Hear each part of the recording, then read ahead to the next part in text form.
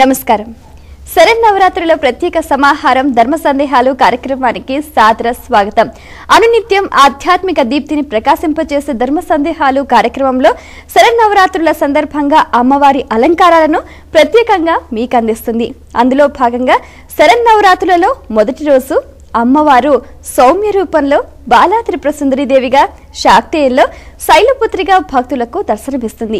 ఈ సందర్భంగా అమ్మవారిని ఆ అలంకారంలో ఏ విధంగా ఆరాధించాలి, ఏ పదార్థాలు నైవేద్యం పెట్టాలి తదితర అంశాలకు సంబంధించి ప్రేక్షకులు ఉత్తరాల ద్వారా, ఈమెయిల్ ద్వారా పంపిన సందేహాలకు శాస్త్రీయ సమాధానాలు అందించడానికి మనతో పాటు ఉన్నారు ప్రముఖ ఆధ్యాత్మికవేత్త, జ్యోతిష శాస్త్ర నిపుణులు డాక్టర్ సివిబి సుబ్రహ్మణ్య శాస్త్రి గారు. వారితో మాట్లాడి మరిన్ని విషయాలు తెలుసుకుందాం. నమస్కారం అండి. నమస్కారం. మొదటి ఉత్తరం చూద్దామండి. చూద్దాం. విశాఖపట్నం నుంచి మధురవాణి రాస్తున్నారు. బాలా త్రిపుర సుందరి అవతార వైశిష్ట్యం ఏమిటి? ఆమె ఎందుకు బాలికలా కనిపిస్తుంది తెలియజేయగలరు అంటూ రాస్తున్నారు. మన భారతదేశానికి ఉన్న ప్రత్యేకమైన ఒక ఘనత ఏమిటి అంటే పిల్లల్లో దైవాన్ని చూడడం. ఆ పిల్లల్లో దైవాన్ని చూడడం వల్ల ఏమవుతుందంటే వాళ్ళలో దైవ భావనలు వికసిస్తాయి. పుట్టినప్పటి నుంచి 3 సంవత్సరముల లోపు ఏ భావనలు అయితే మనం అందిస్తామో ఆ భావాలు మనస్సులో స్థిరపడిపోతాయి. కాబట్టి ఆ సమయంలోనే నూతన విషయాలన్నింటినీ స్వీకరించగలుగుతారు, గ్రహించగలుగుతారు అనే అంశాన్ని మనకు ఆధునిక వైజ్ఞానికులు కూడా చెప్తూ ఉన్నారు. ఈ దృక్కోణంలో ఆలోచన చేసినప్పుడు చిన్నపిల్లల్ని మనం దైవంగా భావన చేయడానికి ఈ రూపం అనేటువంటిది బాగా ఆకర్షిస్తూ ఉంటుంది. ఎందువలన అంటే ఒక మేధావి అంటాడు, ఒక గేదె కనుక దైవాన్ని భావన చేయవలసి వస్తే 4 కొమ్ములు కలిగిన గేదెనే భావన చేస్తుంది అంటాడు.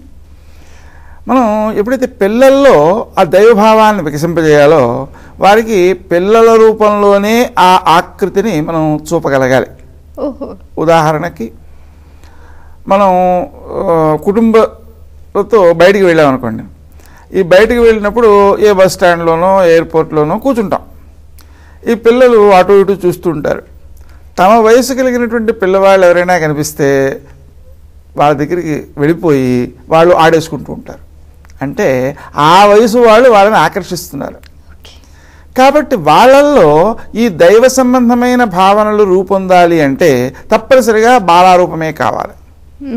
ఇక అమ్మవారు శైలపుత్రి అన్నా కూడా బాలే. ఎందుకని శైలపుత్రి అని మనం ఎప్పుడు అంటున్నాం అంటే ఆ హిమవన్నగానికి వెనకకు పుట్టిన బిడ్డగా ఆమెను భావిస్తూ ఉన్నాం.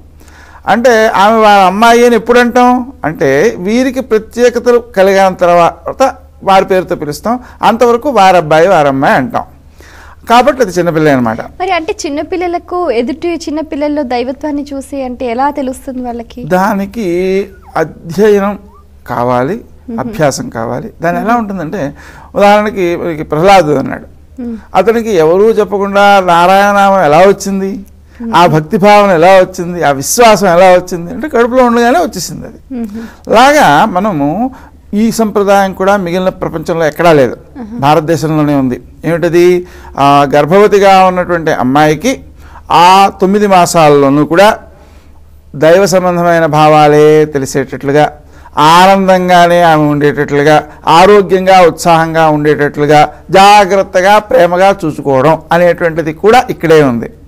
అలా చూసిన వల్ల ఏమవుతుందంటే ఆ లోపల ఉండేటువంటి వ్యక్తిలో ఈ భావాలన్నీ కూడా బాగా ప్రేరేపించబడతాయి. ఉదాహరణకి అభిమన్యుడు గర్భస్థ శిశువుగా ఉన్నప్పుడే అతడు పద్మవ్యూహ ప్రవేశాన్ని నేర్చేసుకున్నాడు, తల్లికి చెప్పిన దాన్ని లాగా అనమాట. కాబట్టి ఆ సమయంలోనే మనం ఈ భక్తి సంబంధమైనటువంటి భావాలను ప్రేరేపించడం ద్వారా వారిలో ఏమవుతుందంటే ఆ దేవీ రూపమందు చాలా ప్రీతి కలుగుతుంది. నిజానికి లోపల ఉండేటువంటి ఆత్మ అని దేన్నైతే అంటున్నామో ఆ ఆత్మ భగవత్ స్వరూపం. కాబట్టి మనం మనలో ఉండే ఆ దైవాన్ని భావన చేయాలి, దర్శించాలి. ఎదురుగా ఉండేటువంటి వస్తువులో కూడా దైవాన్ని భావన చేయాలి. అవి రెండూ ఉన్నప్పుడే మనకు ఆ దైవ భావనలు పరస్పరం పంచుకుంటాయి.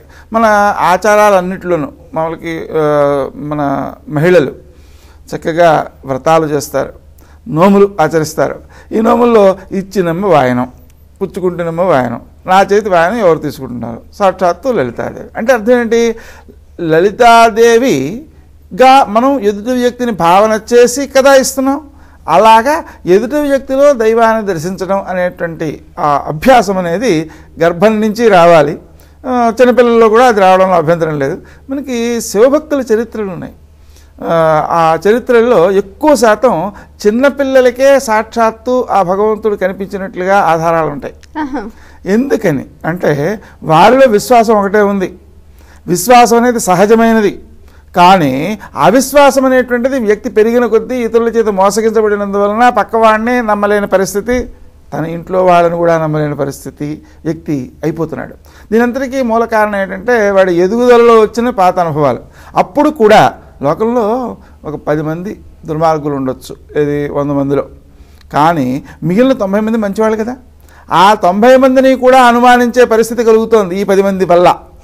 కాబట్టి ఒకళ్ళిద్దరు తనని ఇబ్బంది పెట్టినా కూడా తక్కిన వారందరినీ తను విశ్వసించడంలోనే మనసును కేంద్రీకరించినట్లయితే అందరూ మంచివాళ్ళు అయ్యేటువంటి అవకాశం కూడా ఉంది. అందుకని ఈ చిన్నపిల్లల్లో దైవాన్ని చూడడం అనేటువంటి భావన రావాలి. మనం కూడా చిన్నపిల్లల్లో దైవాన్ని చూడాలి. ఎందుకంటే మనకి భగవంతుడు చెప్పేటువంటి విధానాల్లో వేదంలో కానీ మాతృదేవోభవ పితృదేవోభవ ఎవరు చెప్పాలి ఈ విషయం అంటే తల్లిదండ్రులే మాలో దైవాన్ని చూడు అని చెబితే పిల్లవాడు నవ్వు ఊరుకుంటాడు కదా. కానీ తండ్రి తన పిల్లవాడిలో దైవాన్ని చూచినట్లయితే అతనిలో తండ్రిలో దైవాన్ని చూడాలనే భావం ప్రేరేపితమవుతుంది. అందుకని మన పిల్లల్లో మనం దైవాన్ని చూస్తే వాళ్ళకి తల్లిదండ్రుల్లో దైవాన్ని చూసే అలవాటు, తక్కిన చుట్టూ ఉండేటువంటి పిల్లల్లో దైవాన్ని చూసే అలవాటు కూడా బాగా వృద్ధి చెందుతుంది. కాబట్టి మనం అలాగే ఆచరించి నేర్పాలి.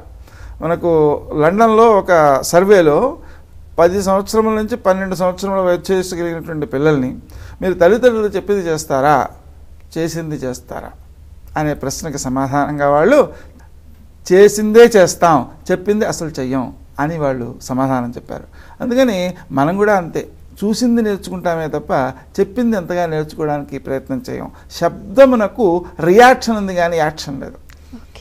గోడకి తాకుకుని మళ్ళీ వెనక్కి వస్తుంది. అలాగా మనం ఈ వ్యక్తి చాలా మంచివాడు నేను ఎవరైనా అన్నారనుకోండి, మీరు అవునా అని ఆలోచిస్తారు. వీడు చాలా దుర్మార్గుడు అన్నారనుకోండి, అప్పుడు కూడా అవునా అనే ఆలోచిస్తారు. కాబట్టి ఆ రకమైనటువంటి శబ్దానుకున్నటువంటి శక్తి కంటే చేష్టకున్నటువంటి శక్తి చాలా గొప్పది.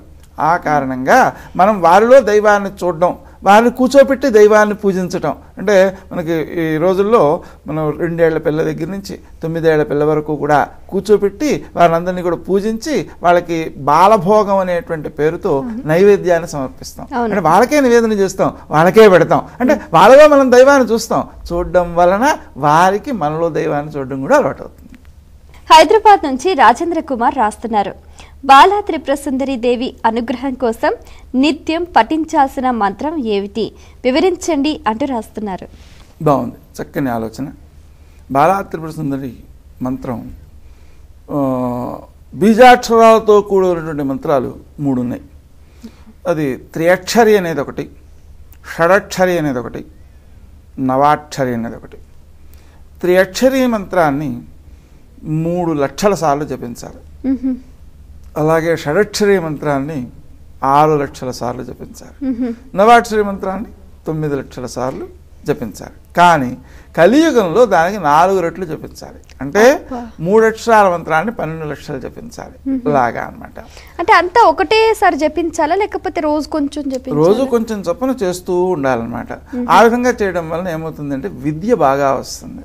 మనం అంతటి ఆ రకంగా కాకపోయినా కనీసం నమామి విద్యాలాభాయ బాలా త్రిపుర సుందరి అనే నామాన్ని జపించుకుంటే విద్య బాగా వస్తుంది. నిజానికి ఎవరైనా సరే కొత్త విషయాలు నేర్చుకోవాలి అంటే 3 సంవత్సరముల లోపులోనే నేర్చుకుంటారు. అటు తర్వాతవన్నీ కూడా నెమ్మదిగా పాత విషయాలని బట్టి అర్థం చేసుకునేవిగా ఉంటాయన్నమాట. ఉదాహరణకి అది పుస్తకం అన్నాం అనుకోండి, ఈ పుస్తకం అనేది చూసినప్పుడు మీరు వెంటనే పుస్తకం చెప్పక్కర్లేదు, పుస్తకం గుర్తిస్తారు. ఎలా గుర్తిస్తున్నారు అంటే ఇంత క్రితం నేర్చుకున్నారు. ఎప్పుడు అంటే ఇలా కొత్త విషయాలని గురించినటువంటి అవగాహన అంతటినీ కూడా 3 సంవత్సరాల లోపల బాగా వ్యక్తి అర్థం చేసుకుంటాడు. ఆ తర్వాత వచ్చేవన్నీ పాత విషయాలను బట్టి కొత్త విషయాలని అర్థం చేసుకోవడం జరుగుతుంటుంది. ఖమ్మం నుంచి జీవిత రాస్తున్నారు. బాలా త్రిపురసుందరి దేవికి అర్పించాల్సిన నైవేద్యాలు ఏమిటి తెలియజేయగలరు అంటూ రాస్తున్నారు. మన సంప్రదాయంలో పాయసం ఒకటి ఉంది. ఇది చిన్నపిల్లలు బాగా ఇష్టపడేటువంటి పదార్థం. అంతేకాదు, అన్నప్రాసన కూడా దాంతో ప్రారంభం చేస్తాం. అవును. అంటే పిల్లల్ని ఆకర్షించడానికి, ఆకట్టుకోవడానికి అంత క్రితం అలవాటులో ఉన్నటువంటి రుచికి దగ్గరగా ఉన్న రుచి మనం అందించాలి. ఉదాహరణకి పుట్టిన వెంటనే పిల్లవాడికి పాలు పడుతున్నాం కదా, పాలకి అలవాటు పడ్డాడు. ఆ పాలకు అలవాటు పడినప్పుడు దాంట్లో కొంచెం అన్నం కలిపితే అది పాయసమైంది. దాంట్లో అతడు చాలా ఆనందాన్ని పొందుతాడు. ఎందుకంటే అలవాటు పడిన రుచి, కావాలనుకుంటున్న రుచి, ఆకలి వేసినప్పుడల్లా దాన్ని స్వీకరించిన రుచి కాబట్టి అందువలన పిల్లలకి పాయసాన్ని నివేదన చేయడం, బాలభోగంలో కూడా మనం పాయసాన్ని నివేదన చేసి వాళ్ళందరికీ పంచడం జరుగుతుంటుంది. మరి కొంచెం గట్టిగా కూడా చేసి చక్కెర పొంగలి అనే పేరుతో మనం కూడా అందిస్తూ ఉంటాం. ఈ చక్కెర పొంగలిలో పెసరపప్పు వేస్తాం. ఈ పెసరపప్పు పిల్లలకి చాలా మంచిది, పిల్లలే కాదు పెద్దలకి కూడా చాలా మంచిది. ఎందుకోసం అంటే ఆ పెసరపప్పుకు ఉన్న పేరు ముద్గదాళి గదవ్యాళి. గదవ్యాళి అంటే అనారోగ్యములకు పాము వంటిది అని.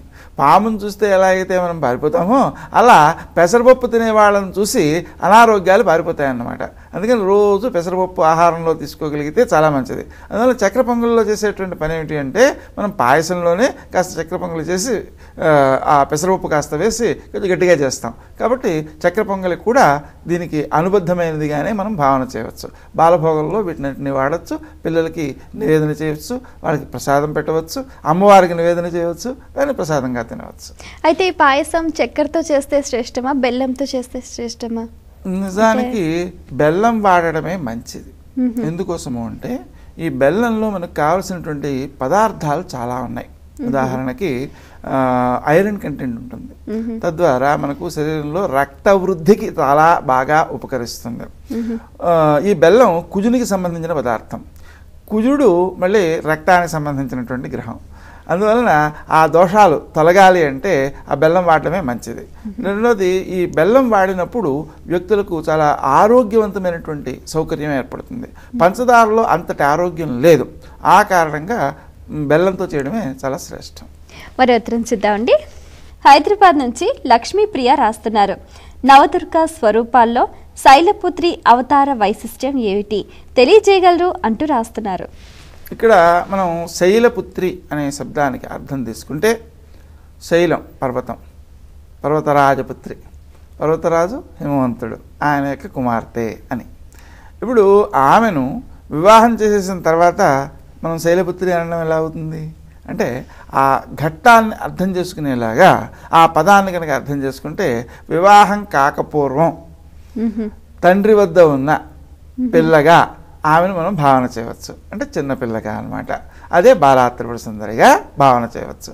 అయితే ఈ శైలపుత్రిని మనం ఆరాధన చేయడం ద్వారా ఏమవుతుంది అంటే మనకు జ్ఞాన వృద్ధి కలుగుతుంది. ఈ అమ్మవారిని అసలు మనం ఎలా భావన చేస్తామంటే చాలా స్త్రీలు, లోకంలో ఉండేటువంటి స్త్రీలంతా కూడా అమ్మవారి స్వరూపమే అన్న భావనతో మనం పూజిస్తూ ఉంటాం. ఆ రకమైనటువంటి ధోరణే మనకు కనిపిస్తుంటుంది మన సంప్రదాయంలో, మన పెద్దవాళ్లలో అదంతా కనిపిస్తుంటుంది. అయితే ఈ అమ్మవారుగా చూడడం వల్ల ఏమిటి జరుగుతుంది అంటే సర్వమయమైనటువంటి అనుకూలతలు కలుగుతుంటాయి. మనకు అన్ని చోట్ల ఉండేటువంటి ఏ సౌందర్యం ఉందో అది అమ్మవారి సౌందర్యంగా భావన చేసినప్పుడు భక్తి భావన కలుగుతుంది, ఆదరం కలుగుతుంది, గౌరవించాలనే భావం కలుగుతుంది. చాలా మంచి ఫలితాలు దాని నుంచి వస్తాయన్నమాట. రెండోది, ఈ స్త్రీలను గౌరవించడం అనేటువంటి దాని వలన ఆర్థికమైన అభివృద్ధి కూడా కలుగుతుంది అని చెప్పి మనుధర్మశాస్త్రంలో చెబుతారు. మీకు అక్కలున్నా, చెల్లెళ్ళున్నా, వాళ్ళ పిల్లలైనా, లేక భార్య అయినా, లేక తల్లి అయినా, వీళ్ళందరినీ కూడా బహుమానాలతో ఆనంద పెట్టడం ద్వారా వ్యక్తి సంపన్నత కలిగి ఉంటాడు అని చెబుతారు. కాబట్టి అలా అందరిలో దైవాన్ని చూడడానికి అనువుగా చిన్నపిల్లల్లో దైవాన్ని చూసేటప్పుడు బాలా త్రిపురసుందరిగా, శైలపుత్రిగా చూడడం, అలా కొంచెం పెద్దవాళ్ళు అయితే లలితాదేవిని చూడడం, అలా ఆ సౌకర్యాన్ని మనం పొందవచ్చు అన్నమాట. అందువలన ఆ శైలపుత్రి అనేటువంటి ఆమెను మనం భావన చేయడం ద్వారా విద్యావృద్ధి, జ్ఞానవృద్ధి, సంపద యొక్క అభివృద్ధి అన్నీ కలుగుతాయి.